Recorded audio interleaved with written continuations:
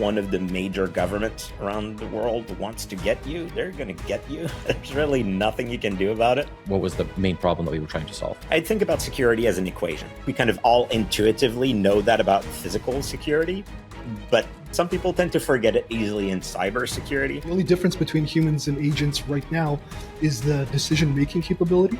AI use will skyrocket in security, but it will not skyrocket as individual products. And cybersecurity is still stuck in that 90s kind of mentality. And so it was like these things together, I was like, all right, I got to try to do something that pushes the puck a little bit farther for the industry.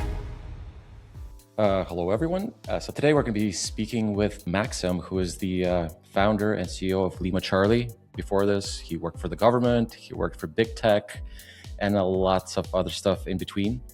Thank you for joining us today. My pleasure. Looking forward to it.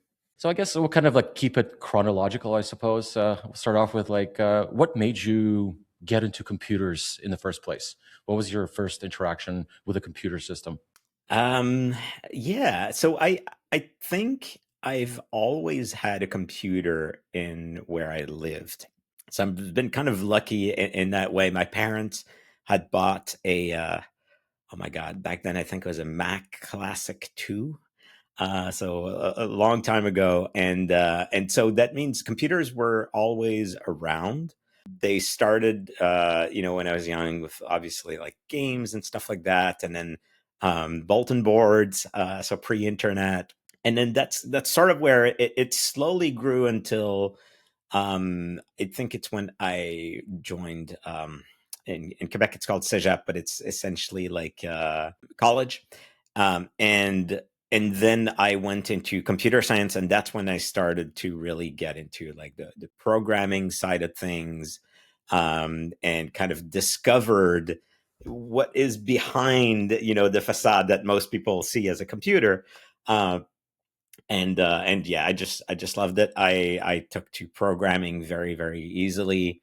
Then I went on to do a bachelor's of computer science and business option at the University of Victoria in British Columbia. And that was kind of the next big phase for me, because I went from, when you're just a user of computers, you point and click and you get that. Then you start to do software engineering or like software development, and you realize, oh, this is how I tell the computer to do the things.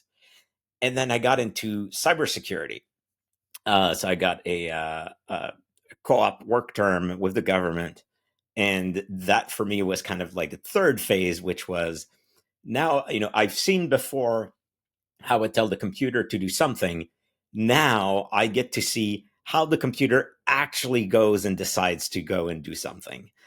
So getting into disassembling software, so looking at assembly, looking at deeper debugging, kernel mode, the BIOS, all kinds of stuff. And for me, that was really the moment when like it just like exploded in my mind. It went from like, oh, this is cool, I can do, programming, into, okay, there's so much depth into all of this that I will never reach the bottom, and I can just go and have fun in it. I guess early on, I mean, feel free to not answer, I guess, but did you ever compromise any computer systems, as a kid, usually as a kid, that's what usually goes on. That's what kids, yeah. Late 90s, early 2000s was a very different time.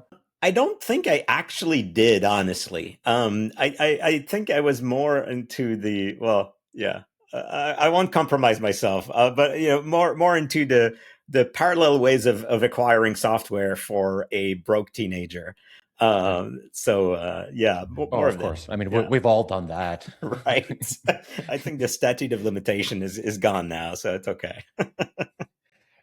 Yeah, no, I feel like, so I have such mixed feelings paying for Adobe subscriptions right now. It's kind of like, Oh man, don't get me started. Yeah, it's I've seen a really interesting I don't know if I call it a theory, but a thought recently about somebody saying, I think since roughly about the iPhone kind of days, the vast majority of economic growth in like North America, at least, hasn't been from added value, but rather from getting better at extracting value from people. I was like, you know what? Like there's something there, right? Adobe, like Photoshop, like it's changed, it's gotten better, but is it that much better that it really should be a subscription and like all of that stuff? I don't know. Yeah, soft world has its own version of shrinkflation.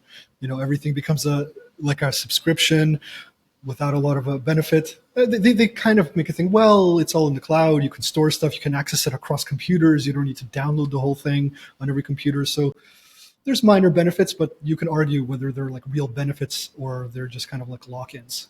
That's exactly right, right? Like it's a benefit until they kind of force you to upload your documents to the cloud. And then it's like, well, really, what's the Yeah, I used to love the old days when you can actually own a piece of software. It's like it's on your computer. You can use it however you want, and there's like you didn't have to like have internet to like log into it. Those are the good old days. Yeah. Yes, and I part of me also feels like that, and then I kind of have to like stop myself a little bit, and also at the same time think how cool clouds, like having access to the cloud is today. And thinking back, like again back in those days, you had to like rack and stack hardware and like upgrade it, and it would die, and like all the pain with that. I'm like, now I can just get whatever, like just spin it up whenever I want, and that's pretty freaking cool. Yeah, no, it is absolutely. I do draw the line at like you ever heard of Warp, the Warp terminal, right? So it's like an AI terminal, but like you have to log into it. So you have to have internet, and you have to like log into your terminal app, right, to use a shell. So like I draw the line at that. Like I can't bring myself to do it. If I have to log into my shell, I'm not gonna. I can't just. If I have to log into my shell, it better provide really cool value, not just be a chat bot that clippy. Well, I guess maybe like let's kind of like get back on topic a little bit, and because this is we can talk about this all for many hours, but I think your time is limited. So maybe can you maybe just talk about like your early days? So like at the Department of National Defense, when I believe that was a while ago, 2007, I believe you joined there, and you've been there for several years. Can you maybe share some insights that you've learned, whatever you can share, because it is a government thing, and what made you leave and join the commercial world at CrowdStrike? Mm-hmm. It was a absolutely pivotal experience for me, right? In the sense that I joined out of university. Actually, technically, I was in university when I did the work term, so I did, I don't know, 6 months kind of thing, going back and forth. And you kind of have to contextualize it a little bit, meaning, yes, it's the government, but it was cybersecurity in the government in 2007. So the organization is called CSC. They have a dual mandate. So the SIGINT, Signals Intelligence Mandate, which is roughly to go and gather information from other places. There's going to be a lot of like wink, wink, nudge, nudge here, because it's the government. But then there's the security side, so the ITS, like defending the nation side of things. So I started around the SIGINT side, and all those parameters put together kind of meant that it was an incredibly greenfield environment. So I was able to join right out of university and be exposed to all kinds of technologies, but also given an incredible amount of room to go and excel at doing something. So it's not, sometimes you think government, it's like, okay, you're going to be doing this, this, and this. Don't do anything more because the union is going to come down. Otherwise, things like that. It really wasn't like that at all. So it allowed me to go really crazy deep into what I was doing. And, at the time, there was barely any education in cybersecurity. If you were interested in reverse engineering, you pretty much only had like a couple of like weird Russian sites where you could go and like get some information. There was no, Ghidra did not exist at the time, right? You had like Ida Pro and things like that. So um, it was difficult, but there was usually things were structured as in like, this is the goal. Obviously there's a legal framework, all that stuff, but this is the goal. And now like, just find a way to get to that goal. So if you are a very self-driven person, meaning somebody that, if you love this and you're okay with just going like super hard into the topic, it was an amazing thing. It would probably be very different if I was somebody more used to, like getting instructions for all the things, but it's just not my personality. So it was super cool. I got to do, I started as doing software development, a lot of C, so kind of lowish level. Nowadays it's very low level, but at the time it was just like relatively low level. And then managed to pivot into operations and be exposed to like all things in the world, which the government tends to call like CNE and like counter CNE and all of that stuff. So it was a really great way to both get a really good understanding of the low level ways a computer works, get a lot of software development experience, get a lot of operational experience. It's a very different environment than the private sector because the enemy, yes, is very well funded. They're usually very, very technically competent. They are targeting very specific networks, right? So back in the day, I never dealt with anything like ransomware. Just like honestly, before WannaCry, like I had never computed that idea. And now you realize like, yeah, it kind of makes sense in a really like old school crime kind of way. So anyway, it's a very different environment, but it's still kind of exposed to a lot of the core concept around cybersecurity. And I think it also kind of baked in some realizations for me around, candidly, like if one of the major governments around the world wants to get you, they're going to get you. There's really nothing you can do about it. And that kind of reshapes, I think, how you perceive or you do threat modeling in the private sector. Right. Every now and then, I think in cybersecurity, we hear pretty often from people that go like, oh, yeah, but if I heard this one time, but like, what if somebody like correlates like the Stripe activity and like the app and the billing, and like they manage to compromise Stripe, and then they correlate the logs, and then they see that like my email corresponds to this thing in Cloudflare, and like they could know I work at this company. And it's a cool story, man, but like you're way overcomplicating this, right? If it's a government, they already got you. If it's like anything else, like you're probably not that interesting. So, go for it, Alex. It looks like I was gonna ask. Like, I think like a lot of people, especially in the commercial or private sector, there's a lot of companies that claim like, oh, well, we're hardened with, we're secure, we're giving you good security. The narrative tends to be like, we can make you secure, or this is how you become secure. So I think it's like an important thing to notice that like your work in the government space is telling you there's no such thing. Like if ultimately there's no such thing as a secure system, you can only kind of get like different, I guess like tiers of security. You can be more secure or less secure, but you're never fully secure is essentially the message I'm hearing. That's right. That's right. I think about security as an equation. I'll drastically oversimplifying it, obviously. But I think it's an equation in terms of who are you worried about? What are you worried about? What is the level of money and effort, resources they're going to pour into it, and what's the amount of effort and money you are willing to pour into it? And it's an equation, right? Like it's got to equal on both sides, and there you find the level of security that you need. Because otherwise, the 7-Eleven across the street would have 30 bodyguards and would be in a world-class vault, and it doesn't make any sense, right? I think we kind of all intuitively know that about physical security, but we some people tend to forget it easily in cybersecurity. It's also not helped that cybersecurity marketing is a special thing.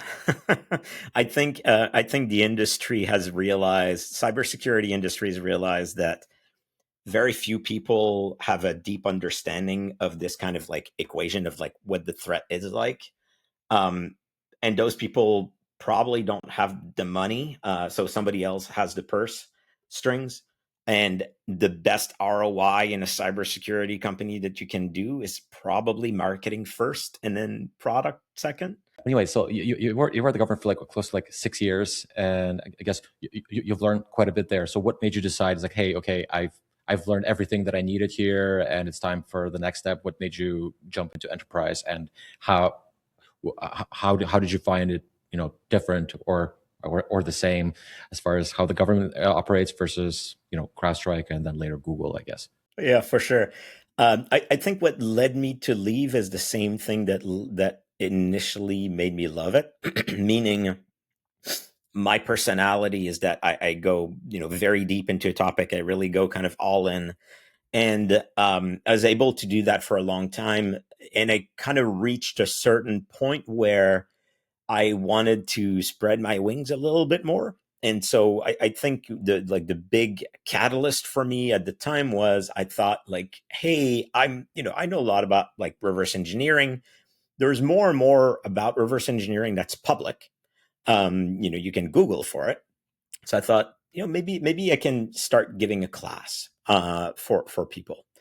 And so to do this, I spent, I don't know like how much time just documenting the whole curriculum, documenting for every bit that I was about to teach, that like, this is public, there is nothing secret in here, right? Like, this is really clean. I'm not like crossing the streams with the government. And what I realized was, at the time, I think a lot of this has changed, but at the time, the mentality in SIGINT was, if you're doing something in the government, automatically it must mean that you couldn't do it on the outside. And it makes sense if you think about it from its roots, right? Back 30 years ago, or 40 years ago, maybe now, SIGINT was about satellite dishes and decoding a compression algorithm that the Russians have and that like exists nowhere else on Earth. And so if you kind of look at SIGINT from that perspective, pre-cybersecurity, you can kind of say like, well, if you're doing a job in SIGINT, there's no way you could do anything that wouldn't be classified on the outside. So I think that mentality was still keeping going, even though cybersecurity is much bigger in the private sector than it is in the government nowadays. But I think at the time it wasn't there. So essentially I was told like, no, there's no way you can do anything at all on the outside. I was like, just total brick wall. And that just kind of like soured me up at the time. I was like, I want to go, I want to, do more. And so that's what led me to leave the government. And I joined, I joined CrowdStrike, the like super early on CrowdStrike. I think I was roughly employee 100 at the time. It was, it kind of connects a little bit to the previous topic in the sense that it was at the time really pushing the APT narrative. It was like, oh, we're, the best, like amazing cybersecurity in the world. We're going to do all these things. And so I joined them. They were pre-product at the time, so no product yet, but there is a services team. And so I joined a services team, not mostly doing kind of architectural or development work in the capabilities of the security operations center. It was interesting. It was I'm like, I'm glad I had the experience. I met some really awesome people there. Still, I mean, a ton of really incredible people work there. Um, I kind of jokingly refer to my experience there as getting capitalism whiplash. I went from the government SIGINT where, like the mission is a real thing, right? You are protecting the country, like you really feel it. It's reinforced. And flipping into an organization where it's like, like there's a ton of people that love cybersecurity, but then like you look at the top and you're like, yeah, it's a company. It happens to be cybersecurity because like good valuations and it was just I didn't really like the vibe for that. It was I think today I see it with more of a grayscale. Obviously, having started a company, right? But at the time, it was just going from one extreme to the next in one shot, and it was really tough. What would be like an example of like a practice or I don't know, a flow or a process that was totally okay in the kind of like the enterprise space, commercial enterprise space for that would never fly in the government space? That's interesting question. I think there's a lot of things get very fuzzy in enterprise, particularly in cybersecurity around conflict of interest.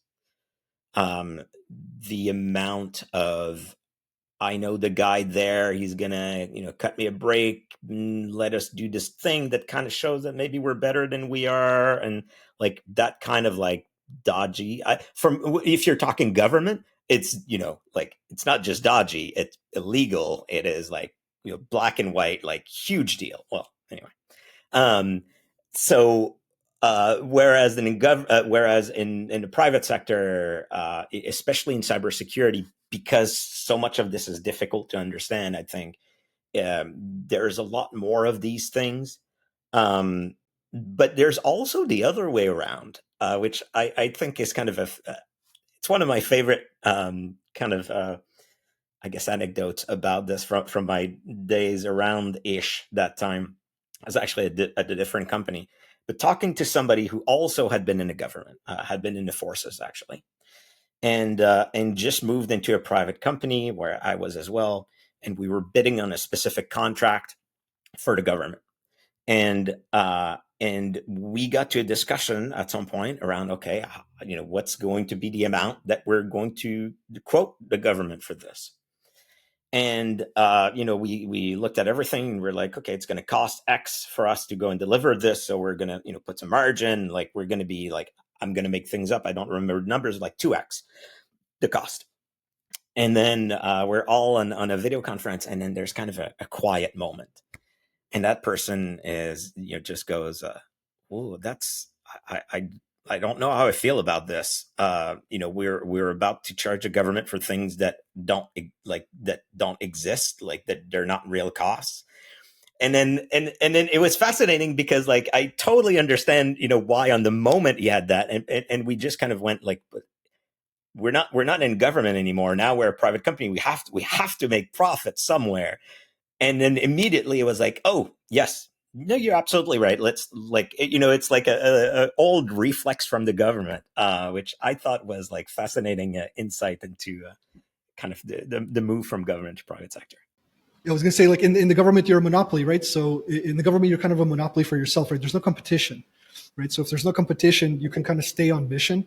I would imagine, a huge difference could be, and tell me if you observe this, it's, if you're in a company like CrowdStrike, you need to have a narrative around your product of like the value and the benefits. You have competitors, you have like to meet people's budgets and like kind of sell them a whole bunch of products and services to kind of stay afloat, where in the government sector, none of that existed, right?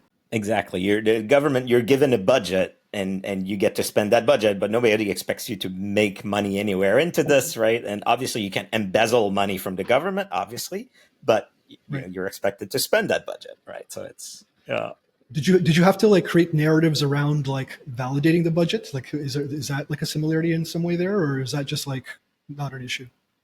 I never thought about it that way. At the time when I left the government, the position I'd reached was a team lead. So I was leading a team, I think of about like, I'm going to say 8 people, maybe 8, 10 people. So I don't think I was at the level where I didn't own, from a fiscal perspective, there's a very clear label to that. I didn't own a budget. So I suspect that my boss had to. And I probably indirectly contributed into this, but I don't think I ever had to myself. No, I'm glad. It's not the best part. All right. So after your multi-year stint at multiple large organizations, what made you decide that, hey, I'm going to go and do my own thing? What was kind of like the biggest driving factor for you to quit cozy, high-paying jobs, most likely, and start your own thing? Like, what was the main problem that we were trying to solve? Um, I think it's really a continuation of the very first thing that I mentioned I loved in the government and all that, because I went from CrowdStrike into Google internal security, and then was exposed to this thing called Google X. And at X, it's the moonshot factory, right? Sometimes like it's kind of funny, Yeah. but like again, the mission in a way was pretty strong there too. And it's sort of, I describe it as halfway between an actual startup and a big company and a Google. And so I kind of got the taste for the entrepreneurship side there. It didn't have like the financial and all that side, but the idea of coming up with a new idea and talking to people and refining the idea and pushing that stuff. So when the project I was in internally was Project Lantern, flipped into an external entity called Chronicle Security. I thought I saw kind of the whole organizational move, and I was like, I think now's the time. Like, there's no other good intermediary step between me and finally launching something. So I decided to go and do that. And I was pretty lucky that while at Google, I open sourced an EDR that was originally called Lima Charlie. So a lot of my background has been sort of building EDRs essentially. And so while I was at Google, I open sourced it. And when I decided to leave, I got invention assignment from Google for it, which is fairly unusual, is my understanding. But I think, it was a piece of C software designed for endpoint machines to get OS telemetry for cybersecurity. So I think they kind of went like, we don't know any of those words. Like, this is so not Google, that just, take it and go. And so it meant that when I left, I had that in my back pocket. I had an EDR. And I knew right away that it was a valuable, it was going to be a valuable piece of what I was going to be doing forward. But I also knew, even at the time, that that was, I think, 2018, that EDR was just not enough anymore, right? Like, you could start an EDR company from scratch and just say, I'm going to be an EDR company. It was already getting commoditized, and it was not a good idea. So that's when, okay, going back to the drawing boards and saying like, okay, what am I going to do here? Yeah, so you said like EDR is not enough. Like, it's a very good point. So what made you think that, hey, I'm not going to build another XDR, MDR, whatever DR. I'm going to build an infrastructure and a SecOps platform that it, I guess, turned into in the end. Like, what made you just not make another clone of something that existed at that point? That's better, quote unquote. Yeah, 100%. Well, I was going to say 100% my personality, like 80% my personality, in that I've always, I think I got the taste for it back in the government, right? Having a goal and doing things the weird way, the way that hasn't been done before. So trying, different alternative paths.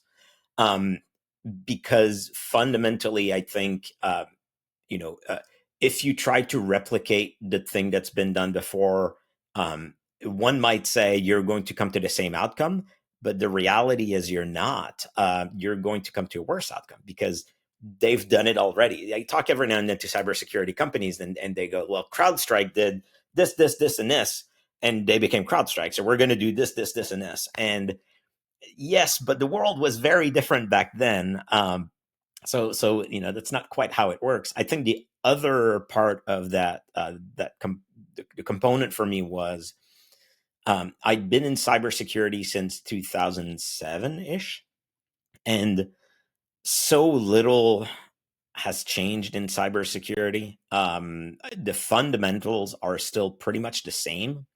There's some new concepts. There's new surfaces that we're protecting, right? Like the whole IAM and SaaS software, like new aspects. But fundamentally, I think structurally it's still the same. And I realized my frustration at seeing companies differentiate themselves by doing the same thing as everybody else in a really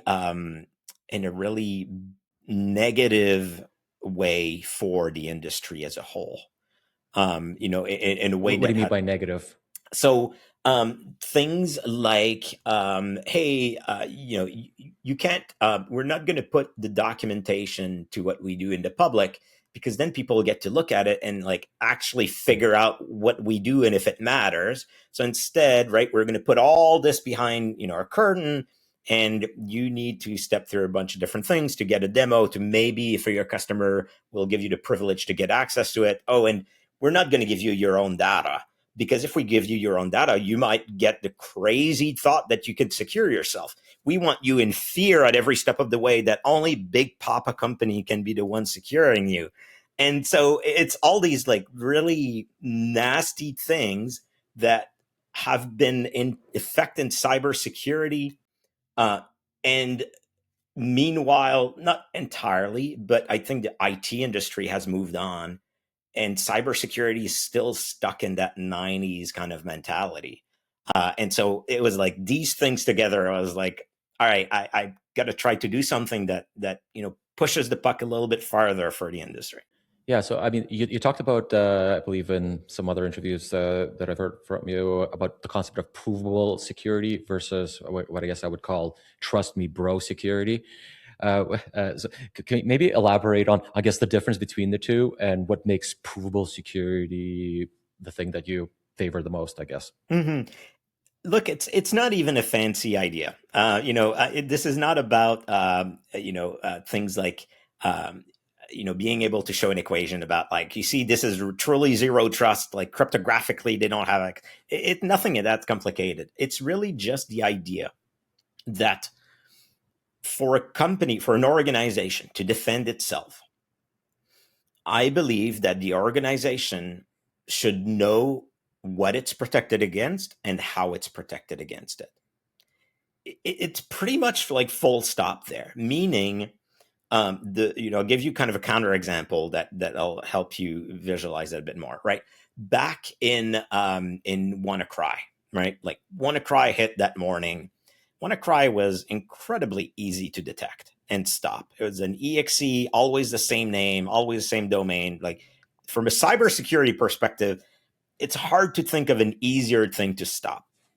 But there were, probably millions of organizations that woke up that morning and were like, holy shit, are we protected against this?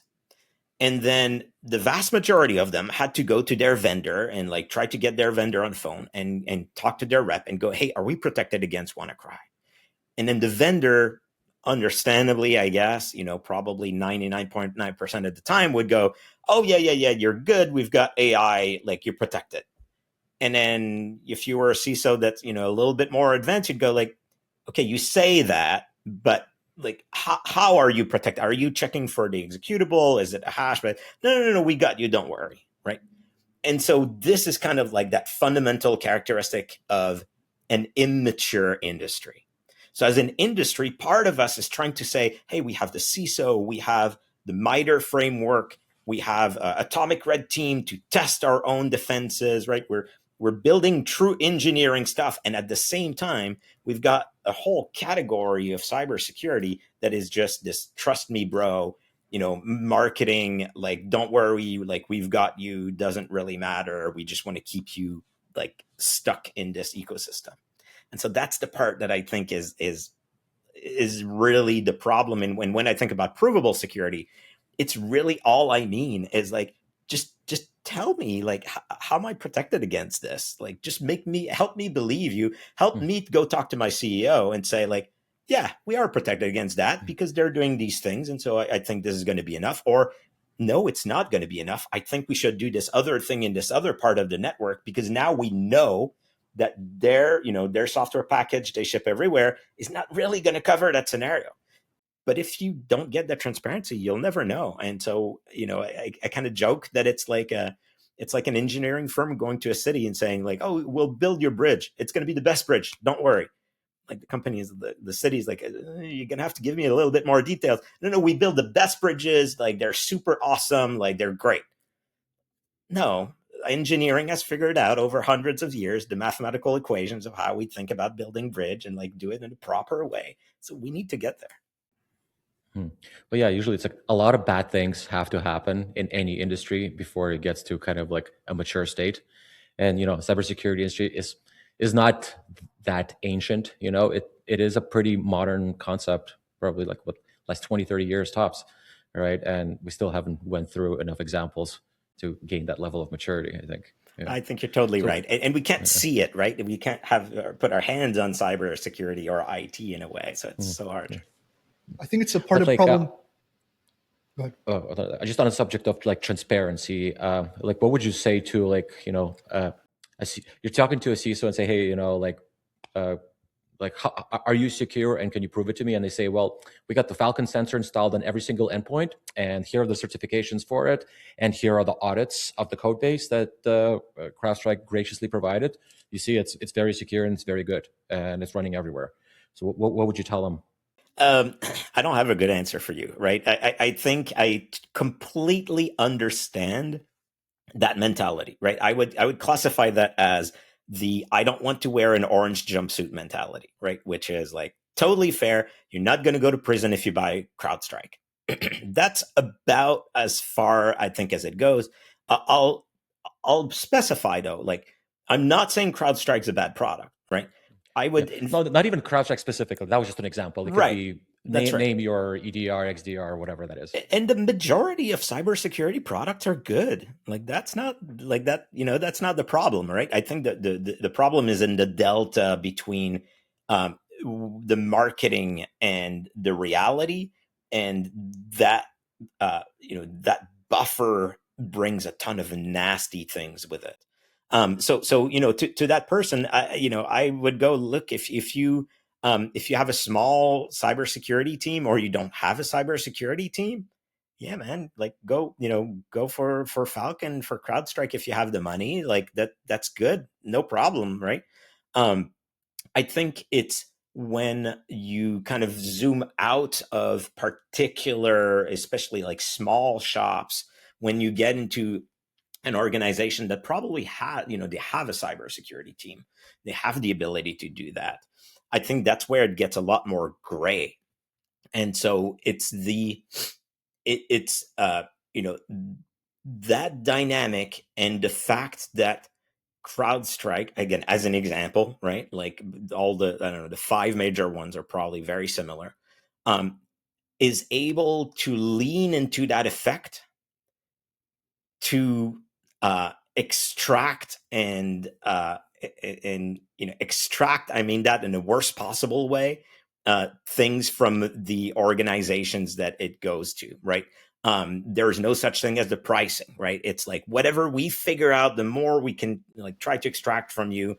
There's no transparency. There is no cooperation. You know what I mean? It's like kind of all these things. It sounds like what you're advocating for, if I understood you correctly, is the fact that, well, there's a lack of transparency in terms of what is covered, what is not, and especially for when like you have a security team and they're asking questions, like you gave that example of WannaCry.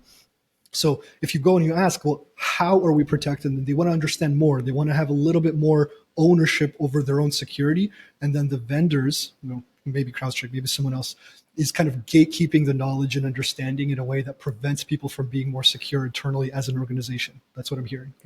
Yes, it's gatekeeping the knowledge and gatekeeping the solutions in a way. It's kind of like how we talk about the SSO tax, right? there's something really like, if you say like, hey, I'd like SSO for this platform, there's some slice of cost where you go like, yeah, there's some cost, to doing that for that vendor. And then you might say, well, and there's some operations. Okay, we're going to add a little bit onto it. But the moment that that vendor turns around and goes, you know what, we're deployed everywhere in your organization. We know you have a compliance requirement to have SSO. So we're going to force you to upgrade to the next bundle, and it's going to be 2x the price. And we're going to do that because we know that there's nothing you can do about it. And our place in the industry is so big that we're going to go and make sure that we wine and dine the right people so that like they don't switch to a different vendor. Like that is just, from a capitalism perspective, that is wasted energy, right? Like this is not, to me, that's not capitalism. Like that's the opposite in a way. Yeah, in a lot of ways, it's kind of like, I would say like maybe using the word snake oil sales is too strong, but it's kind of in the ballpark where it's like, here's this magical box and it does these things, or you want this magical box to do more things, well, buy this fancier magical box. How does it work? What does it do? Well, that's proprietary. Like there's very little transparency in terms of the capabilities and what you're actually getting beyond here's point form notes of what it will do for you, and that's it. But how does it do it? Does it actually do it? It's hard to know. And I believe that was like one of the reasons why you founded Lima Charlie, is to remove this black boxy nature of such offerings, if I understand things correctly. That's right. Like it's in a way, we didn't look to reinvent the wheel. We just looked to bring the wheel to cybersecurity. Meaning, I kind of mentioned how IT, has been ahead. I think IT has figured out one of those structures that has been incredibly powerful for it, which is the cloud provider, the hyperscalers, right? The concept of a hyperscaler, which is the idea of saying, look, we will take, I'll reuse AWS's words, the undifferentiated heavy lifting, right? We're going to take these really hard bits that kind of everybody needs to reinvent, and they're a pain for all these people. And we're going to focus on providing this in a way that brings so much flexibility. It brings so much value that people will be happy to switch to it, right? And so IT figured that out. My kind of reflection here was, this feels a lot like the kind of thing that cybersecurity needs. It needs access to the capabilities that everybody has always kind of reinvented in the past. And it needs to offer this in a fair, neutral way, in a highly accessible way, in an OEM friendly way, right? Meaning like anybody that wants to build a thing and needs those things can just go and do it.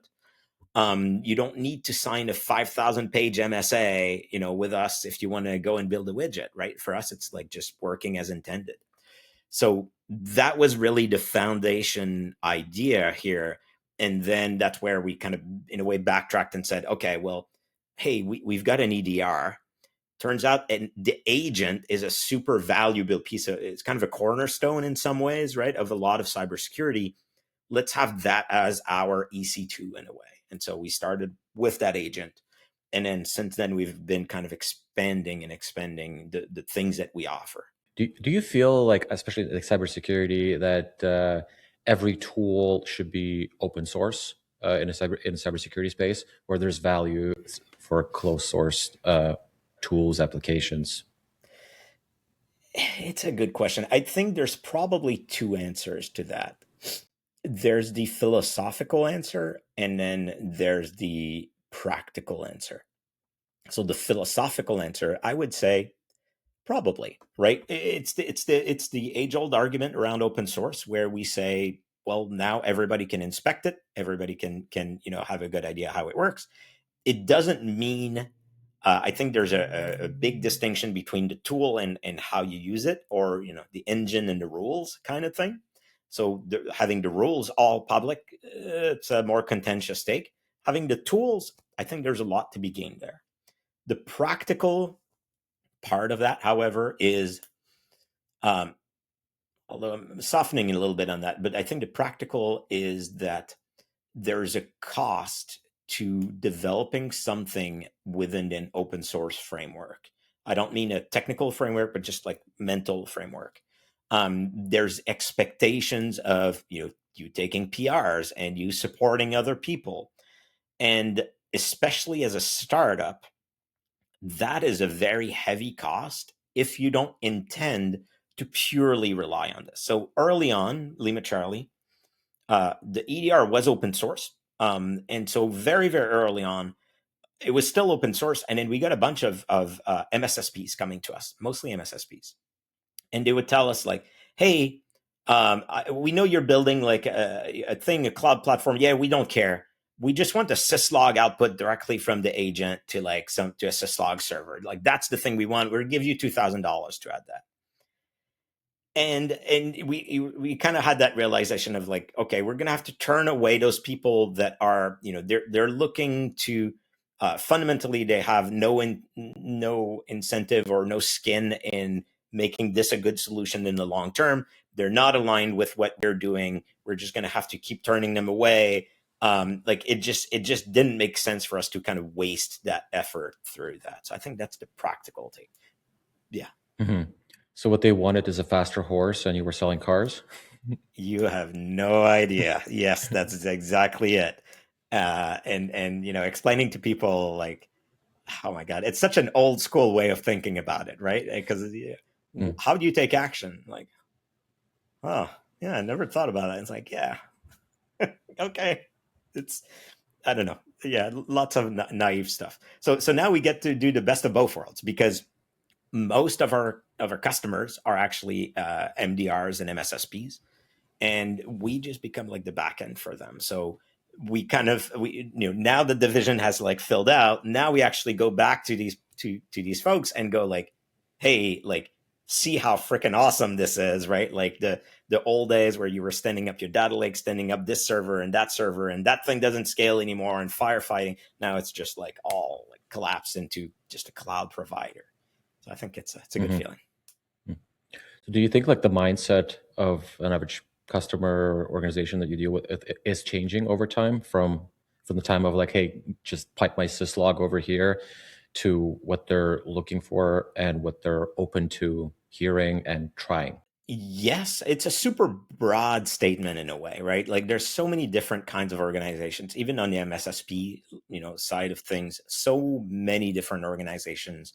I think, not selfishly, but self-centered in a way, I can say that it's a lot easier for us to talk about what we do now than it was back in the early days. So I think the kind of the mentality of the cloud in general seeping into cybersecurity has gotten a lot better. Europe is still lagging behind several years, what we find. But not all of Europe, in all fairness, just certain spots I find. Yeah, but yeah, given some regulations that are on the books, I have a feeling Europe might be completely cut off from the internet soon. At this rate, to be honest. Yeah, who knows? I had this exchange a while back with somebody in a bank, and they were saying, for me, like my EDR, like I want to be able to go in my data center, look at the 1U rack where I know my EDR is running, hook up my laptop into it, and connect into my EDR. Like I need to be able to do that. And then I was like listening, and I was like, okay, like how many times have you done that in the past 10 years? And smile and like, yeah, no, I've never done it. It's like, I feel like it's a lot of feelings. It's not just compliant. I feel like there's a lot of feelings around it. Different sources, I'm sure, but yeah. Mm-hmm. Okay. All right. I guess maybe let's talk about the now and I guess the near future. So as we're all very well aware, AI is the hot new thing. Everybody has an opinion on it, whether good or bad. And how do you envision AI and what role it plays in modern day SecOps, and how that role will change in the coming single digit years? I think it's funny. Just had that part of that conversation with somebody on LinkedIn. Small exchange. I think this is just the beginning. What I mean by this is I think most of the ways that AI, as in like LLM, particularly, because machine learning is a whole different thing in my opinion. But LLMs have been implemented in cybersecurity. I don't think any of that is structurally going to stick around, really, because the implementation is, in my opinion, um, counter directional to the value of AI. What I mean by that is, um, with AI, I can ask any and all kinds of questions. I can get AI to learn about a new topic and start leveraging something brand new, connect into a different CLI tool, connect into a different MCP things. It's kind of, in my mind, it's fundamentally this very difficult to put a box around thing. That's where the true value is. And so the idea of saying, hey, I'm a cybersecurity company. I'm going to make an AI widget. This is going to be the SKU. This is going to be the box. And these are the couple of things that I'm allowing the customer to do. Again, right? Same theme. You don't know what model is running. You don't know how it connects to anything. You don't know what the prompts are. You don't know like anything about it. To me, that's counterindicative to AI. So I think what will be happening is AI use will skyrocket in security, but it will not skyrocket as individual products.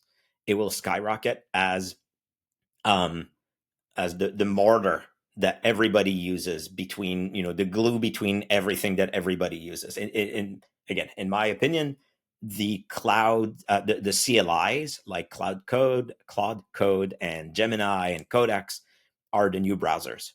And so, most people don't kind of say like, what's the role of a browser in cybersecurity? It's kind of like a weird question, right?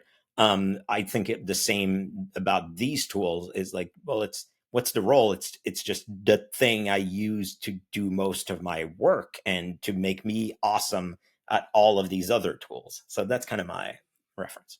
I think you also like kind of very much in the scope. I think you talked about being in control of AI systems rather than being controlled by them. Can you maybe like elaborate on the kind of that comparison, and like what do you mean by that, and which way is it actually going?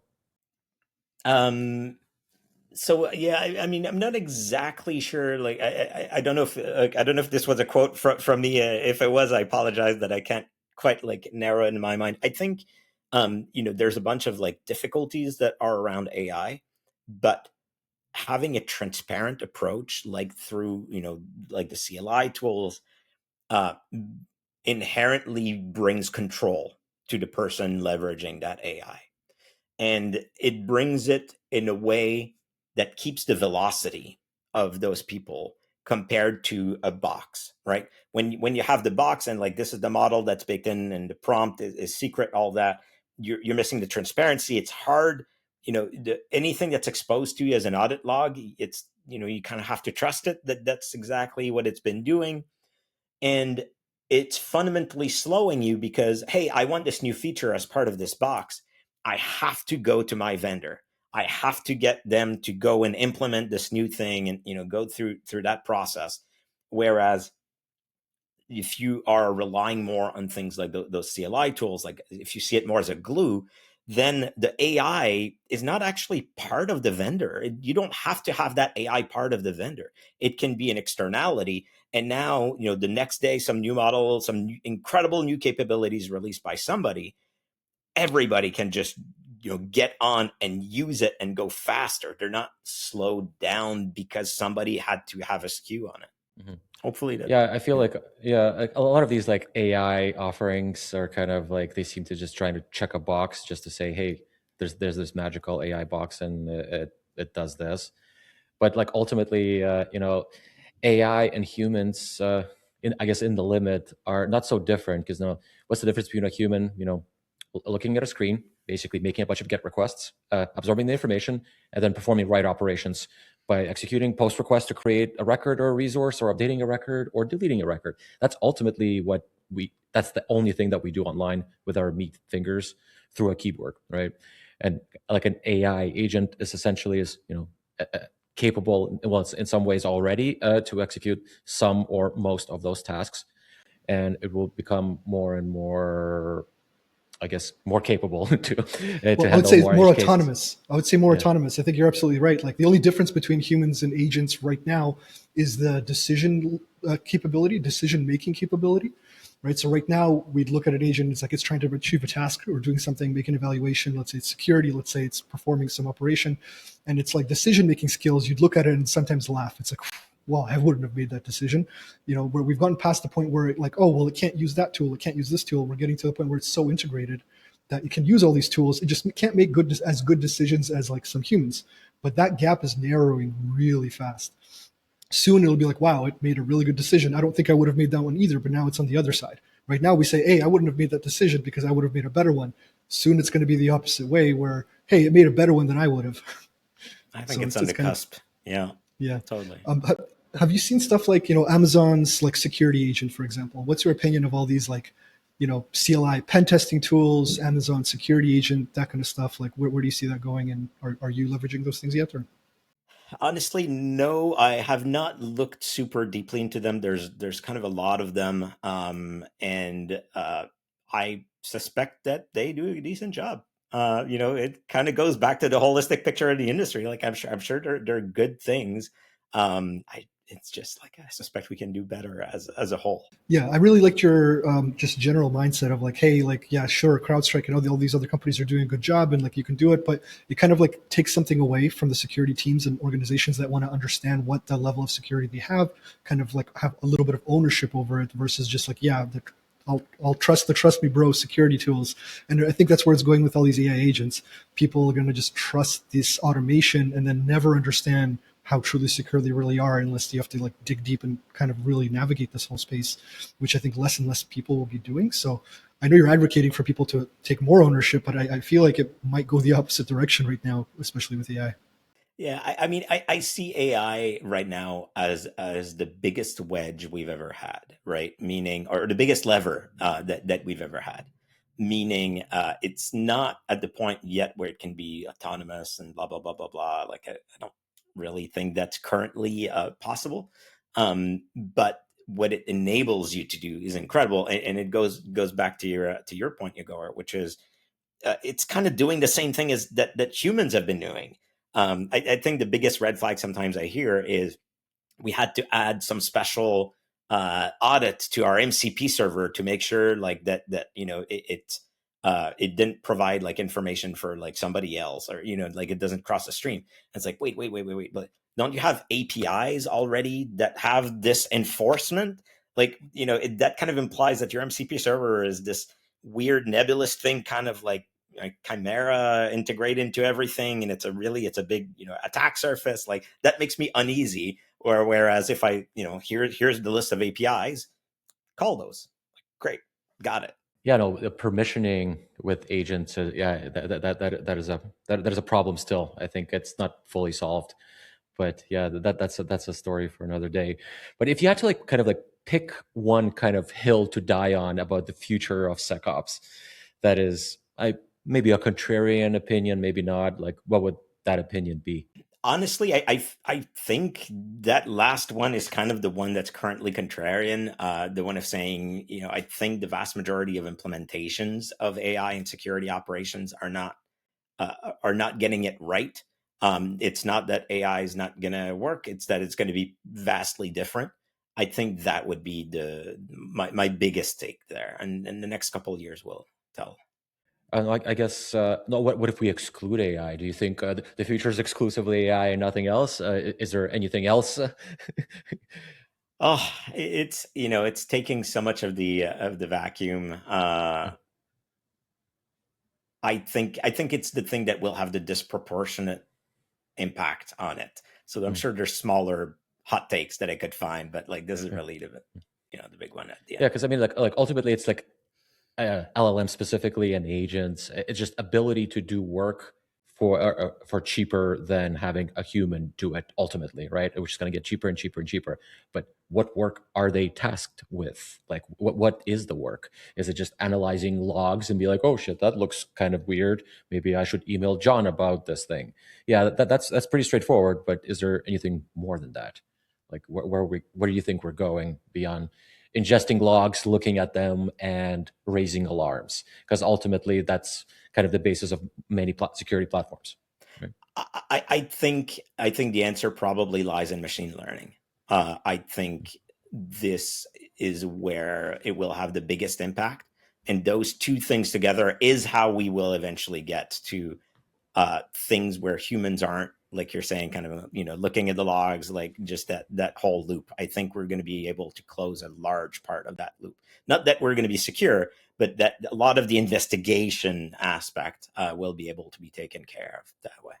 If you could give one kind of suggestion, or like basically a suggestion to a CISO or technical leader, what they should do in the next 90 days, that would have the biggest impact for them or their organizations, what would that suggestion be?